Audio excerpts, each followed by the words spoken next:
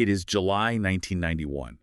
The temperature out on the salt flats of northern Sri Lanka is, it is absolutely suffocating. Oh, yeah. Brutal heat. Right, it's pushing well into the triple digits, and the humidity feels like you're basically breathing underwater. And Wow. inside this tiny, geographically isolated outpost, there are 800 lightly equipped soldiers. Just staring out across this blindingly white expanse of sand and mangrove swamps. Exactly. And they are completely cut off. They're rapidly running out of fresh water.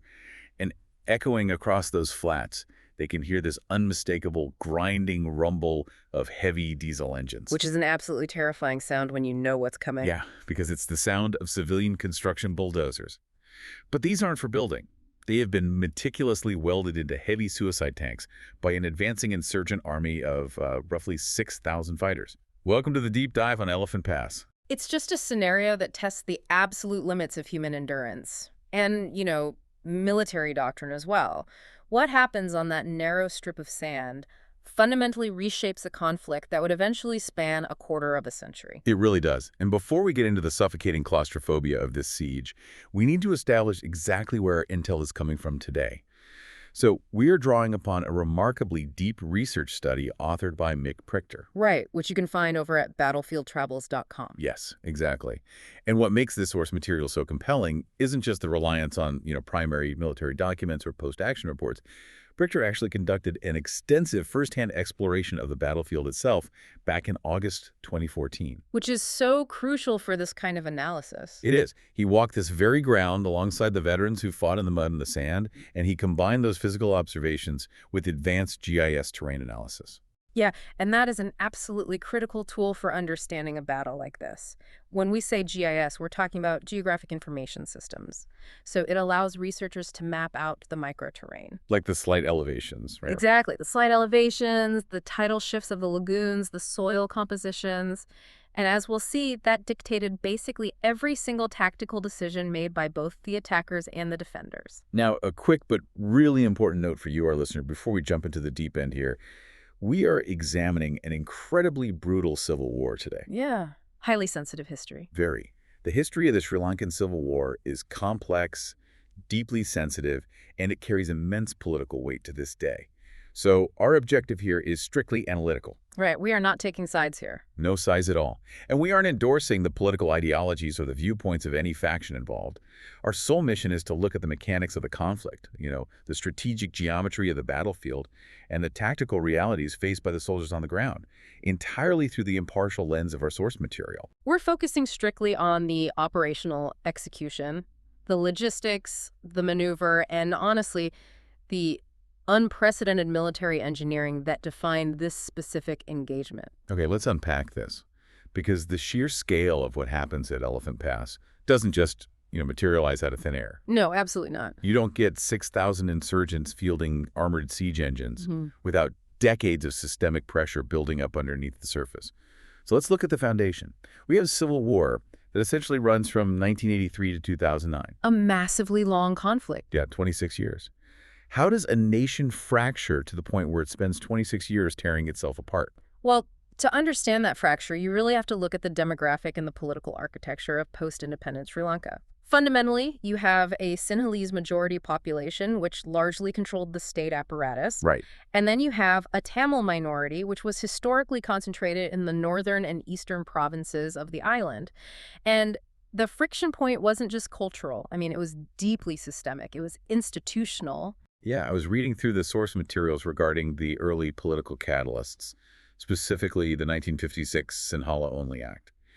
And what struck me wasn't just the language barrier it created, but how it essentially weaponized government bureaucracy against the Tamil minority. Weaponized is the perfect word for it. Right, because by legislating Sinhala as the sole official language of the state, you don't just, change the letterhead on government documents. You effectively disenfranchise an entire demographic overnight. Yeah, it's an administrative decapitation. That's exactly it. How did that play out on a practical level? Well, in a post-colonial economy, state employment, civil service jobs, and university admissions, Those were the primary engines for socioeconomic mobility. The only real way to move up in the world. Exactly.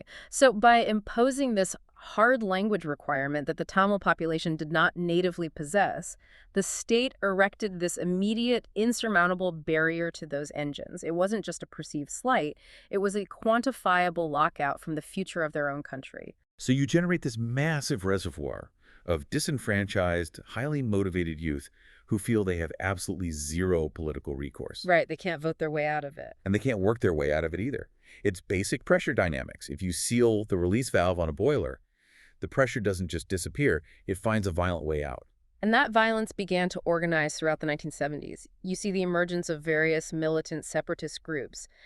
But the true point of no return, the real ignition of full-scale war, is widely considered to be the anti-Tamil pogroms of 1983. Right, Black July. Yes. And the subsequent radicalization saw one group aggressively consolidate power over all the others, the Liberation Tigers of Tamil Eelam, or the LTTE. The Tamil Tigers. And under their leader, Velupillai Prabhakaran, they didn't just become the loudest voice. I mean, they systematically annihilated rival Tamil factions to ensure they were the only voice. Yeah, it was a ruthless consolidation. But what fascinated me in the research is their evolution. We tend to think of insurgencies as these decentralized, chaotic networks of fighters. Yeah. Just taking potshots from the jungle. The LTTE wasn't that at all. No, they were building a highly structured, parallel military apparatus. They were arguably one of the most innovative and terrifyingly adaptable non-state actors of the entire 20th century. Wow, really? Oh, absolutely. Prabhakar demanded absolute discipline. It was almost a cult-like devotion, which sadly manifested in the widespread institutionalized use of suicide operatives. Which they became infamous for. They did. But beyond asymmetrical terror tactics, they actually developed a conventional military architecture. I mean, they established an amphibious warfare wing, the Sea Tiger. Which is wild for an insurgent group. It is. And they were capable of complex naval swarming tactics. They created dedicated logistics, intelligence, and even later in the war, an aviation wing called the Air Tigers. Which is just mind-boggling when you think about the logistical footprint required to maintain aircraft in a jungle insurgency. I mean, where do you even get the parts? Exactly. It shows an incredible level of organization. But before we get to 1991, there is this massive geopolitical earthquake that hits the island in 1987. India intervenes. And they don't just send diplomats. Delhi deploys the Indian Peacekeeping Force, or the IPKF. Right, the IPKF. And the numbers here are staggering. 100,000 troops.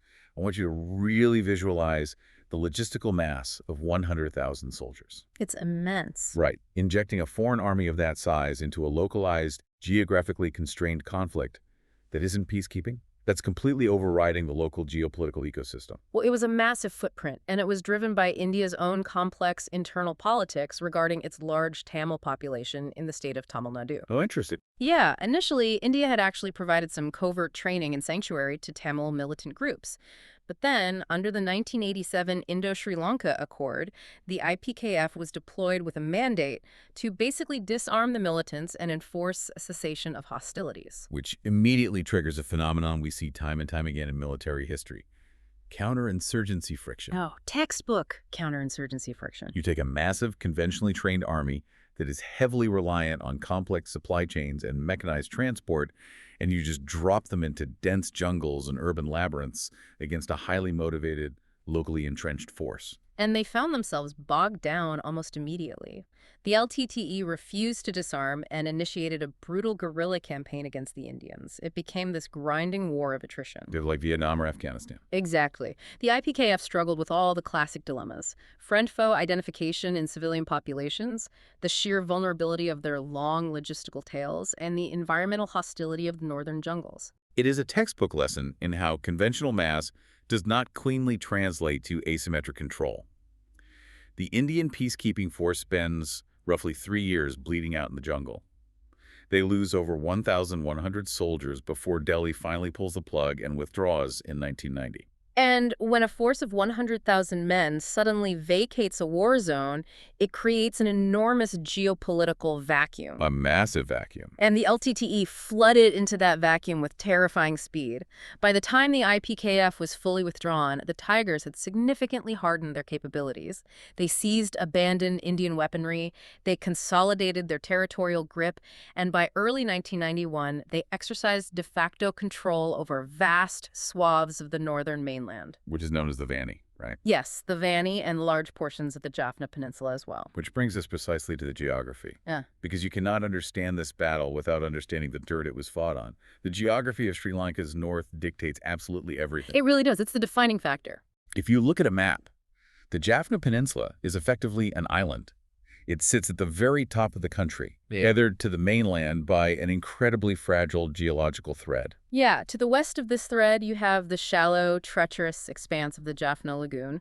And to the east, you have a vast network of tidal flats, salt pans, and mangrove shallows that basically bleed into the Indian Ocean. So you can't just drive tanks through there. No, neither of those flanks can support the heavy transport of a mechanized army. They are logistical dead zones. So all the pressure, all the mass of a modern military attempting to move north or south is forced into a tiny, narrow strip of land, Elephant Pass. The only way through. Instead of thinking about ancient battles like Thermopylae, I actually think it's more accurate to think of this in terms of fluid dynamics. Elephant Pass is a valve in a closed pipe. If you control the valve, you control the entire flow of the war. That's a great way to look at it. Right. If the Sri Lankan Army holds the pass, they can pump supplies, armor, and men straight up the Anand Highway into the heart of the peninsula. Right. And if we connect this to the bigger picture, the operational reality for the Sri Lankan High Command was stark.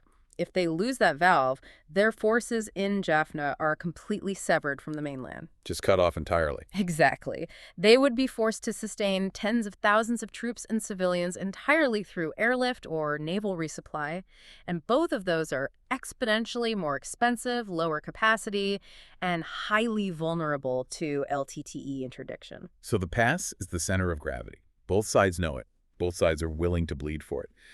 So let's look at the garrison that was actually standing on that valve in July 1991. The Sri Lankan Army has roughly 800 troops deployed there, right? Yes, primarily from the 6th Battalion of the Sinha Regiment, which was commanded by Major Sanath Karunaratne. And what does the footprint of this base actually look like? I mean, is it a massive fortress? No, not at all. It was a very austere, deeply pragmatic defensive posture. The base wasn't a single massive concrete bunker. It was more of a sprawling, interconnected series of fortified strongpoints that literally straddled the A9 highway causeway. Just right on the road. Right on the road. The core of the defense relied heavily on field engineering. They constructed bunkers using sand-filled oil drums layered with timber and, honestly, whatever steel plating they could scavenge. And outside of those bunkers, the terrain itself is weaponized.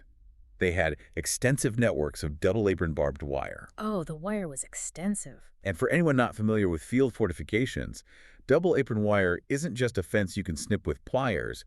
It's built like a three-dimensional web. It's a nightmare to get through. Right. It has a central fence with these diagonal wires slanting down to the ground on both the enemy and friendly sides.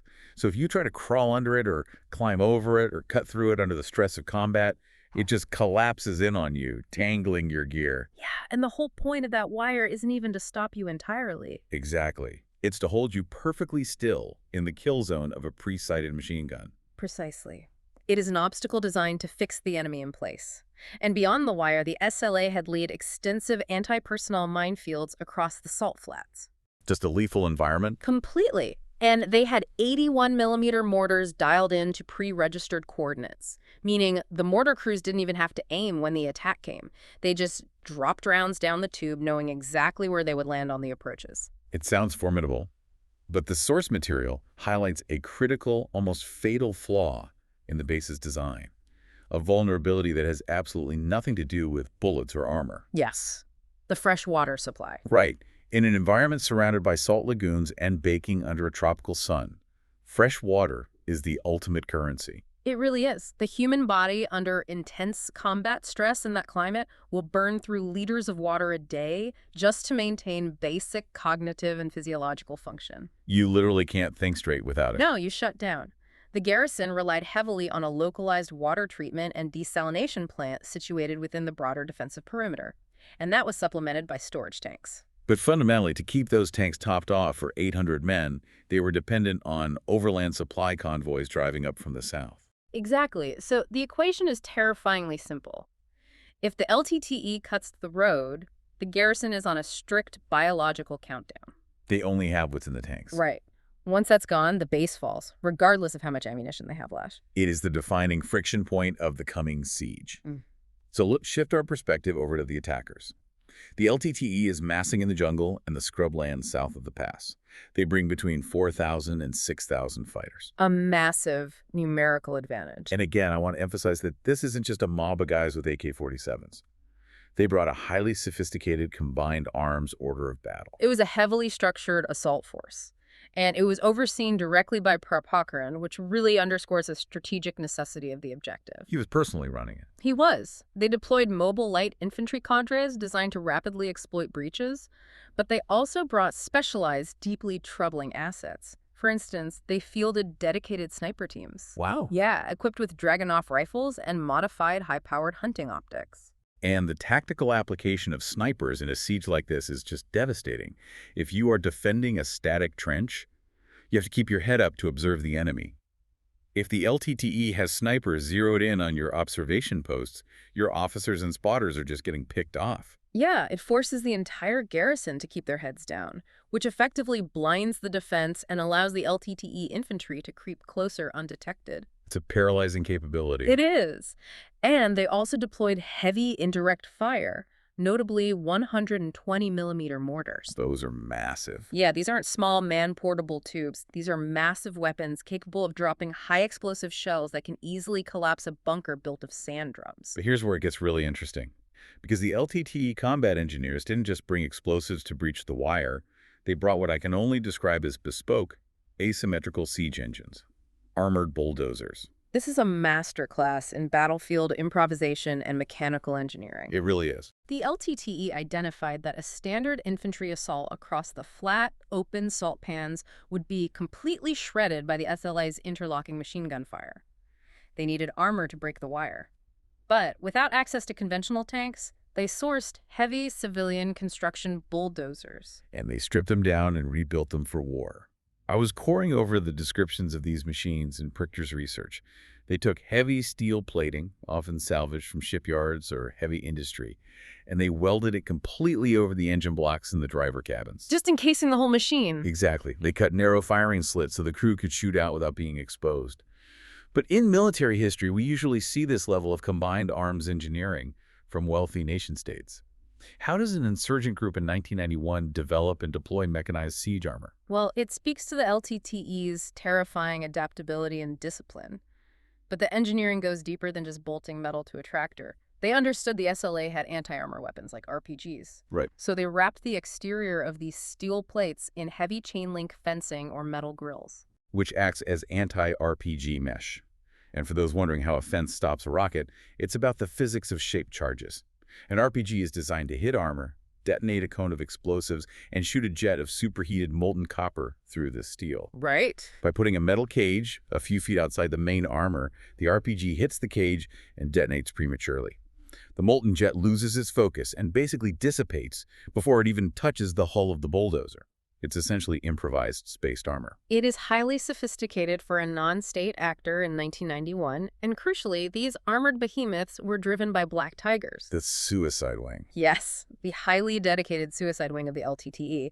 The drivers knew it was a one-way trip. Some of the bulldozers were packed with high explosives, effectively functioning as massive mechanized breaching charges designed to detonate right on top of the SLA minefields and bunkers. The psychological terror of seeing a civilian tractor welded into an indestructible suicide tank rolling toward your trench, it's almost unimaginable. So the board is set. 800 thirsty men behind wire, staring down 6,000 heavily armed insurgents equipped with artillery, snipers, and mechanized battering rams. The tension must have been unbearable. The siege begins on July 10th, 1991. What is the opening move? It begins at dawn with a textbook, highly synchronized suppression phase. The LTTE doesn't just open fire at random. They use their heavy mortars to specifically target the SLA command and control infrastructure. They drop rounds precisely onto the radio masts and communication bunkers. They're deliberately trying to deafen the base. If the battalion commander can't talk to his outlying platoon leaders, he can't coordinate a defense.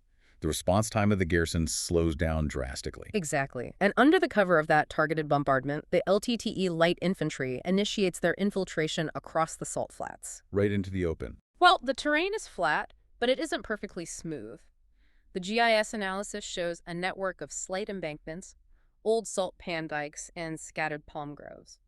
The Tigers use these micro-terrain features to mask their approach, crawling closer to the wire while the SLA is pinned down by the mortar fire. And the LTTE unleashes a brutal piece of psychological warfare right in the opening hours. Some of the assault elements are wearing captured Sri Lankan Army uniforms. Oh, the resulting friction is catastrophic. Imagine the cognitive overload for a defender. You are taking heavy indirect fire, the air is thick with dust and smoke, your radios are dead, and suddenly you see armed men moving toward your sector wearing the exact same camouflage pattern as the unit supposed to be covering your flank. Do you shoot? Do you hold your fire? Right. And that split-second hesitation is all the LTTE needs to close the distance. And the chaos of that opening day yields two devastating tactical victories for the attackers. The first is geographical. The LTTE successfully overruns the southern approaches and physically cuts the A9 highway. The valve is shut. The valve is shut. Elephant Pass is completely severed from overland resupply. The countdown on the water tanks officially begins. The isolation is complete. And the second blow is deeply personal to the garrison. The second-in-command of the 6th Battalion, Captain Wimalan Harma, is killed in action during those chaotic opening engagements. Losing your executive officer on day one is a massive structural shock. Major Karunaratne, the base commander, is now looking at a completely isolated perimeter, a dwindling water supply, massive incoming fire, and he's just lost his operational right hand. The strain on command continuity must have been immense. It forced Karunaratne to consolidate his lines and adopt a purely reactive, survival-oriented posture. By July 12th, the isolation transitions into a systematic strangulation. Tightening the noose. Yes, the LTTE captures the slight elevations surrounding the base. And this is where they pull a terrifying card out of their deck. We established that the base is now entirely dependent on the Sri Lanka Air Force dropping supplies from helicopters or transport planes. The LTTE anticipated this. They deploy heavy anti-aircraft weaponry around the perimeter. Specifically, the source material notes they brought up captured 12.7 millimeter and 14.5 millimeter heavy machine guns. To clarify for the listener, when we say 14.5 millimeter, we aren't talking about standard infantry rifles. We are talking about heavy, vehicle-mounted, high-velocity autocannons. Exactly. Right? These rounds are the size of a large flashlight. They aren't designed to hit personnel. They're designed to punch cleanly through the armored engine block of a light vehicle, or in this case, completely shred the aluminum airframe of a resupply helicopter. And by establishing a network of these heavy guns on the high ground, the LTTE effectively built an impenetrable flak ceiling over Elephant Pass. A flak ceiling. Yeah. Sri Lankan Air Force pilots attempting to drop water canisters or evacuate the wounded were flying into a literal wall of heavy caliber tracers.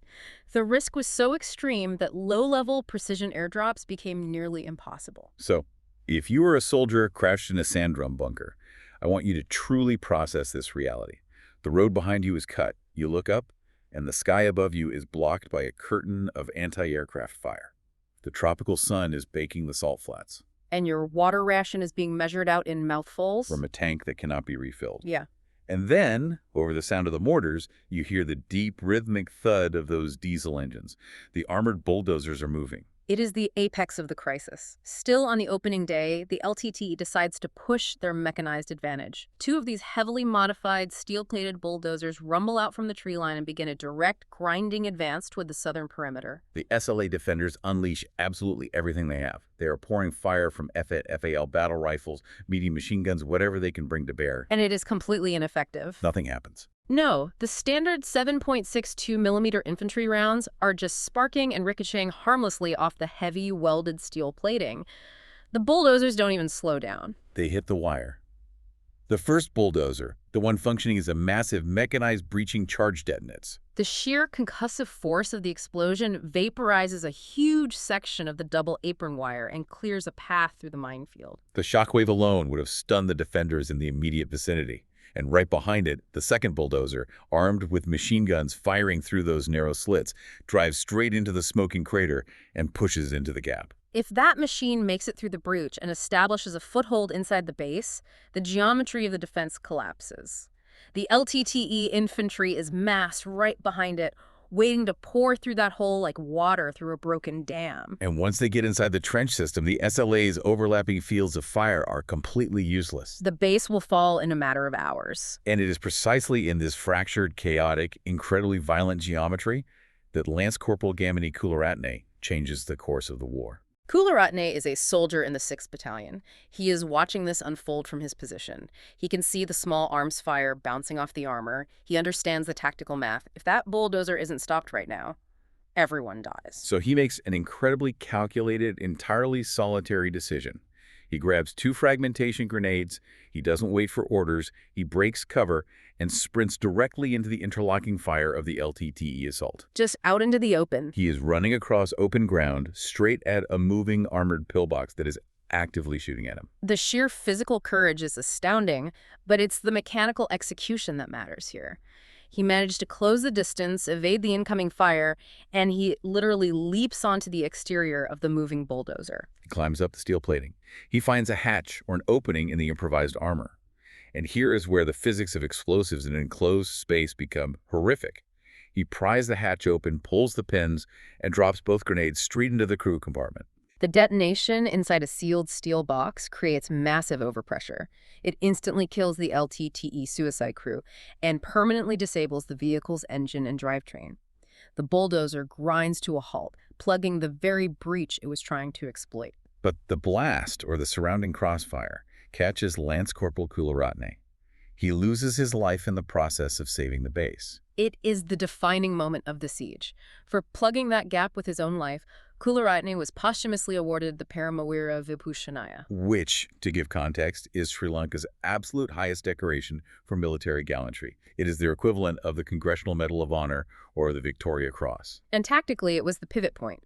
By neutralizing that mechanized spearhead, he bought the garrison the one commodity they couldn't generate themselves: time. He stalled the momentum of the infantry assault long enough for the SLA to pour suppressive fire into the breach and force the LTTE back. But Karunaratne only bought them time. He didn't buy them water.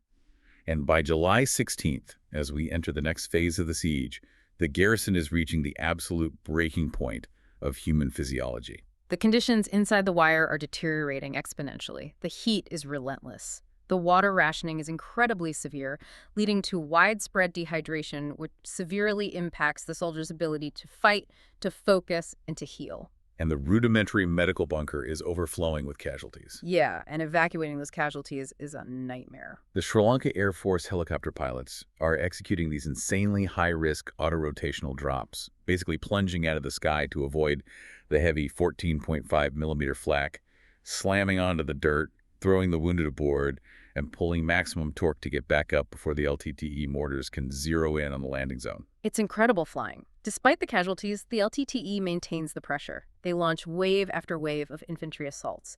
The climax of this pressure occurs on July 17th. What happens then? The LTTE concentrates their forces and actually manages to overwhelm a section of the northern perimeter. They breach the line. Again, the dam cracks. But this time, it's the base commander himself, Major Karunaratne, who acts. He doesn't coordinate from a bunker. He physically rallies a scratch force of cooks, clerks, and lightly wounded men, and personally leads a desperate counterattack straight into the teeth of the LTTE breach to seal the line. What's fascinating here is how the garrisons survive this constant battering. It comes down to the brutal, unforgiving geometry of the machine gun. The fields of fire. Exactly. The very geography that made Elephant Pass vulnerable to isolation, the flat, barren salt pans, also meant that any massed LTTE infantry charge had to cross hundreds of meters of completely open ground with zero cover. Right. The SLA had sighted their heavy weapons to create mathematically perfect interlocking zones of crossfire. Every time the LTTE tried to mass enough bodies to break the line, they were fed into an industrial meat grinder of suppressive fire. That overlapping geometry was the only thing keeping the wire intact. But the high command sitting in Colombo looks at the map, and they realize the math is entirely against them. Karunaratne can hold the line for another week, maybe two, but eventually the water will run dry, the ammunition will be spent, and the base will be overrun. And if Elephant Pass falls, the entire strategic architecture of the North collapses. They have to relieve the garrison. But they can't just drive up the road because the LTTE has the highway locked down with thousands of men and heavy weapons. So they realize they have to fundamentally change the geometry of the battlefield. How do you do that? If you cannot punch through the enemy's front line, you have to completely bypass it.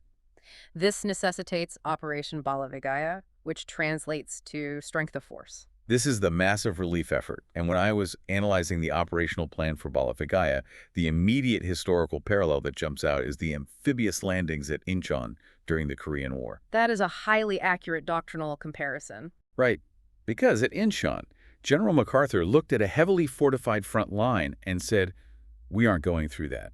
He loaded his army onto ships, sailed completely around the enemy's flank, and landed behind them on the coast. That is exactly what the Sri Lankan Military High Command engineered here. It is the largest, most complex amphibious operation in their military history. They mobilized nearly 10,000 troops, primarily from the 1st and 3rd Brigades. 10,000 men. They coordinated with the Sri Lankan Navy and the Air Force, loaded this massive force onto transport vessels and landing craft at bases in Trincomalee and Kates, and sailed them up the eastern coast. Entirely bypassing the LTTE chokeholds on the mainland. Their target for the landing is a stretch of coastline called Velupillai. Now, geographically, Velupillai is located roughly 8 to 10 kilometers directly east of the Elephant Pass base. 8 to 10 kilometers in a civilian context on a paved road, that's a 10-minute drive. Right, you'd be there in no time. But we have to look at the GIS terrain data for that specific corridor. They were not landing on a pristine beach with a highway leading to the bays. No, the logistics of an amphibious landing are nightmarish, even under perfect conditions. You have to offload heavy equipment, ammunition, and men from swaying ships onto landing craft, hit the surf zone, and push through the sand. And at Velupillai, the terrain immediately inland is treacherous. We are talking about muddy, sucking marshlands, the soft edges of saline lagoons, and dense coastal scrub. And crucially, the LTTE intelligence network was highly capable. They detected the naval movement. They didn't just let the SLA walk off the boats. No, they rapidly redeployed mobile elements to contain the beachhead. They seeded the beach approaches with mines and set up pre-planned ambush points in the scrub. So the initial waves of the Sri Lankan Army hit the sand and immediately take heavy casualties just trying to establish a secure perimeter. The landing force isn't moving at 10 miles an hour. They're fighting for every single meter of mud. It becomes an excruciatingly slow, agonizing advance. They are slogging through the swamps in the tropical heat, constantly bogged down by LTTE hit-and-run ambushes. How do you even break through that? Well, the SLA had to adapt their doctrine on the fly. They began using helicopters to vertically insert small units ahead of the main advance, essentially leapfrogging over LTTE strongpoints. And they had to rely heavily on naval gunfire support, calling in the gunboats sitting offshore to saturate the tree lines with high explosives to break the LTTE ambushes before the infantry advanced. It took 10,000 men an entire week of continuous, brutal combat to grind their way through those 8 to 10 kilometers. All week for 10 kilometers. But finally, on July 25th, the forward elements of the relief force shattered the last line of LTTE resistance and physically linked up with the perimeter of Elephant Pass. They arrived to find a garrison on the absolute precipice of annihilation. The soldiers are emaciated, severely dehydrated, and nearly out of ammunition. But the wire is still intact. The siege is officially broken. The LTTE, realizing they are now facing a massively superior, freshly supplied force of 10,000 conventional troops, executes an organized withdrawal into the jungle. The immediate tactical crisis is resolved. But the reverberations of what happened over those 15 days in July 1991 would dictate the strategic realities of the Sri Lankan Civil War for the next 2 decades. Absolutely. Let's transition into the aftermath, the legacy, and the scars left on this landscape. We have to assess the butcher's bill first. The human cost was severe. The Sri Lankan Army reported roughly 200 soldiers killed in action, with many hundreds more wounded during both the defense and the relief operation. And the LTTE. The LTTE casualties are historically more difficult to verify with absolute precision, largely due to their strict operational practice of recovering and concealing their dead, but intelligence estimates suggest they lost upward of 600 fighters. This raises an important question regarding the operational outcome. Who actually won this battle? Because when you analyze the results, there is a deep, unsettling paradox. The paradox of the static base. From a purely doctrinal standpoint, the Sri Lankan Army achieved a defensive victory. Right? The garrison survived. The geographical objective, the control of the Elephant Pass Causeway and the overland route to Jaffna was maintained. They denied the LTTE their strategic goal. A win on paper. Yes, but a win that exposed a terrifying structural vulnerability. The siege proved that a static, fixed fortress, no matter how heavily mined or how much wire you string up, is inherently fragile if an insurgent force has the capability to sever its logistical tail. It demonstrated that even 10,000 relief troops could barely push through 8 kilometers of swamp. The SLA realized they were holding onto a heavily armed island that could be starved to death at any moment. And what did the LTTE learn? They failed to take the base, but they didn't walk away broken. No, they didn't. The LTTE proved to themselves and to the world that they had evolved far beyond a guerrilla force capable only of localized ambushes. They demonstrated the profound logistical capability to mass 6,000 fighters, sustain them in the field for weeks, deploy heavy artillery, establish anti-aircraft screens, and field improvised mechanized armor. They proved they could orchestrate a conventional combined arms campaign. Yes. And what's truly chilling is that 1991 was merely a rehearsal. The war doesn't stop. It grinds on, escalating in brutality and scale. And 9 years later, the LTTE returns to the exact same strip of sand. The second Battle of Elephant Pass, which occurs in the year 2000. And in this iteration, the LTTE violently applies the specific lessons they learned in 1991. They don't just throw armored bulldozers at the wire this time. No, they execute a highly sophisticated, multi-pronged envelopment to isolate the base. But more importantly, they target the precise biological vulnerability we discussed earlier. Water. They realize that trying to shoot 800 men behind sandbags is inefficient. It is much easier to just turn off the tap. Exactly. During the 2000 offensive, the LTTE specifically maneuvered to target and completely destroy the Elephant Pass freshwater treatment plant and the localized wells. Wow. In a saline environment with triple-digit heat, destroying the water plant isn't just a tactical inconvenience. It is an immediate death sentence for the garrison. It made the position mathematically and biologically untenable. Within days of losing the water supply, the Sri Lankan Army was forced to execute a chaotic, highly destructive withdrawal, abandoning the fortress entirely. The LTTE captured Elephant Pass in 2000 and held that vital choke point for the next 8.5 years. They hold it until the very twilight of the war. There was a third Battle of Elephant Pass in January 2009, where the Sri Lankan military, in the midst of massive, overwhelming offensives, finally reclaims the causeway. By 2009, the geopolitical and strategic architecture of the war had fundamentally shifted beneath the LTTE's feet. How exactly does a 26-year-old insurgency finally collapse? Because it wasn't just a sudden tactical failure, it was a cascade of macro-level disasters for the Tigers. First and foremost, you have the seismic shift in the global geopolitical landscape following the September 11th attacks in 2001. Right. The international tolerance for non-state actors utilizing terror tactics evaporated overnight. The global war on terror fundamentally changed the financial environment. The LTTE was formally designated as a foreign terrorist organization by multiple key international players, including the U.S., the EU, and India. Which is the equivalent of severing the insurgency's logistical jugular. It allowed international intelligence agencies to systematically dismantle the LTTE's complex global funding networks, their front companies, and their international arms smuggling operations. They were financially starved. And then, while they're financially bleeding, they suffer an unimaginable natural catastrophe. The 2004 Asian tsunami. It was devastating everywhere. The sheer destructive force of the tsunami was catastrophic for the entire island, but it disproportionately impacted the eastern and northern coastal regions held by the LTTE. Right, their strongholds. It annihilated their coastal infrastructure, wiped out entire coastal bases, and decimated their highly capable naval wing, the Sea Tigers. It destroyed assets and experienced cadres that took decades to build. So you have an insurgent force that is bankrupt, internationally isolated, and physically battered by nature. Yeah. And they are facing a Sri Lankan government under President Mahinda Rajapaksa that has committed the entire industrial and demographic weight of the state to a final total military resolution. They adopted a strategy of absolute attrition, and the grim mathematics of that final phase of the war, particularly in 2008 and 2009, are staggering.